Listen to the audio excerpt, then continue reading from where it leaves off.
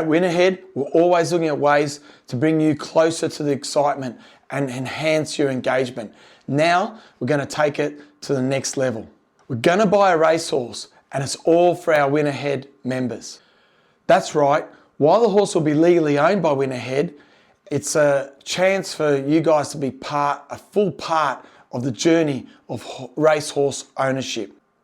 From the sale ring to the starting gate, you'll be part of it all. The breaking into the horse, the barrier trials, the stable updates, the race day build-up, and of course, the races themselves. The horse will be sought after by Seamus Mills from Seamus Mills Bloodstock. He's got 15 years of experience as a bloodstock agent. He buys for very exclusive clients. He did his apprenticeship with Mick Price and was a racing manager for the stable there, managed jockeys, done courses on the breeding farms, and he's 50 years old now like myself and got a lot of experience and bought a lot of good horses. His strike rate of 25% of stakes horse performed, every horse he purchased and managed, is an outstanding strike rate compared to the 5% of the industry standard. He's bought horses like this one here, La Venta. You could see winning in Adelaide by 5 lengths, and brought my family a lot of excitement. I've had a few horses with him. Haven't owned one for a while, so it'd be good to get back on board. But every time I've had a horse with him, we've had really good success. He's bought some really good horses like Night Raid, Odium, a Group 1000 Guineas winner, a Daisies, won on the Spring Carnival, very good horse, won multiple stakes races, group races. Vibrant Sun, won the Adelaide Oaks Vibrant Sun just recently. You might know these horses. And as we speak, he's got Charmstone, who's being set for the Adelaide Spring Carnival, and we'll watch out for her running in the biggest races there. And to make it even more exciting, selected members will get race day privileges when our filly makes the track, where you'll get in the saddling enclosure, meet the trainer, the jockey, the horse, and be there right up close as an owner, as a Winnerhead member. This is about bringing you in behind the scenes in a way that maybe you haven't had the chance or privilege to do in the past. This is our way of saying thanks to our Winnerhead members. And again, like I said, increasing your engagement and knowledge and learning about the game and all the processes about it. Shay has been to the sales every sale this year. He's been there looking at hundreds of horses, trying to find the right horse at the right price, which he has not done yet. But he's here at the Sydney Easter sales at the moment, where there's Sydney Easter sales are one of the biggest sales with the best bloodstock there. It can get expensive, but you can also find one at a good price. Our budget's around, well, his budget, which is going to get a share, is around $250,000. So he hasn't found the right horse at that price.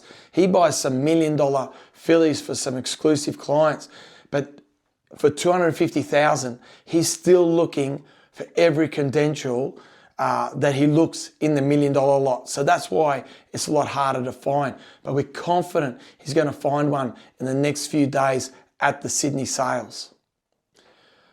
I caught up with Shay recently in the March Melbourne sales to ask him what he looks for in a horse and one we were looking at purchasing. Of course, as it turns out, we didn't get one at the Melbourne sales, but it was interesting to see Shay scope a horse and look at a horse up close and see how he goes about his business. Here we are at the sales, at the Melbourne sales, meeting with Seamus and a filly he was looking at the time. Winnerhead are looking at getting a horse and getting our members engaged, something to follow, and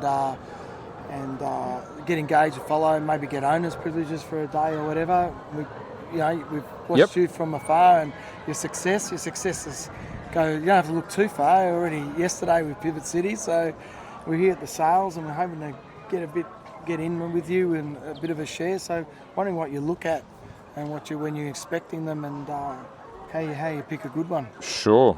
Lot 447. Lot here? 447, yeah. So by Portland Sky, obviously Oakley Plate winner of his year as a 3-year-old.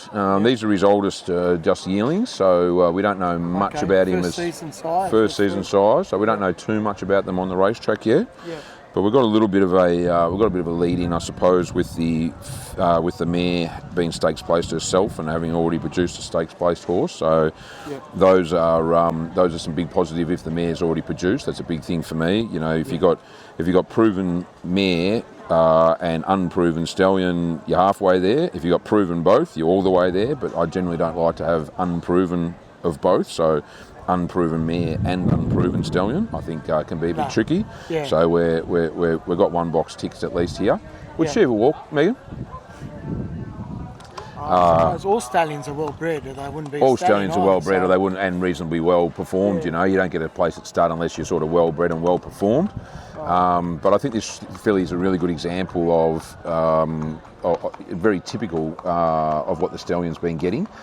She looks very similar to her father. Her dad is short coupled horse with a lovely quality head, that deep sort of dark bay colour, not overly scopy, so I don't think they'll be taking too long. They're reasonably short coupled horse.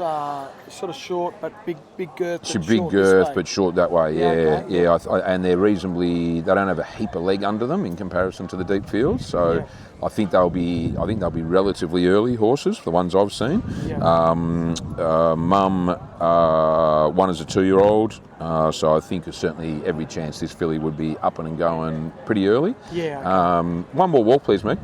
Thanks. And when you're looking at the walk side on, what are you looking on? So you're just looking for full body use. So you want hind legs to really drive up underneath them, and front legs to extend. I feel they're not extending too much. Well, the thing is, when you mentioned that, I'm looking for it. The thing is, on these horses, as you can see, there's a lot of people here today. They're pretty distracted. We've got to see them all week when they're in their sort of natural environment, and it's a lot quieter. A lot of these horses today, there's people everywhere, there's marquees everywhere. When they get distracted, they get their head up, and when noticing that she's a little bit flighty. And when they get their head up, they shorten stride in front. So until they drop their head, you'll never actually see how well they walk. Okay, so you've seen her walk before. Absolutely, yep. No, all good, yeah. Oh, pain. One more. We're done. Look at front on though. Front on, I'll have a look, mate, but I'm not too fussed about it, to be honest. They come in all shapes and sizes as far as front legs go, and they're just saying they just gave this filly a bath, so she's feeling. They always come out fresh, you know, which means they're a little bit more excitable, a little bit more up and about. But she's got a great attitude. She's got a lovely eye. She's got big ears. There's a lot of attributes there to like about her. She wouldn't be like super expensive filly, but she's got a really good throat on her. I saw you grab the throat. Yeah, she's got a really wide sort of gullet, so which I always like. You can. You still get the scopes done internally, but I have found that the record's very good. When you think that they're going to be pretty good in the throat. They generally are. Thanks, Meg. Thanks, Shane. Thanks for that. Appreciate it.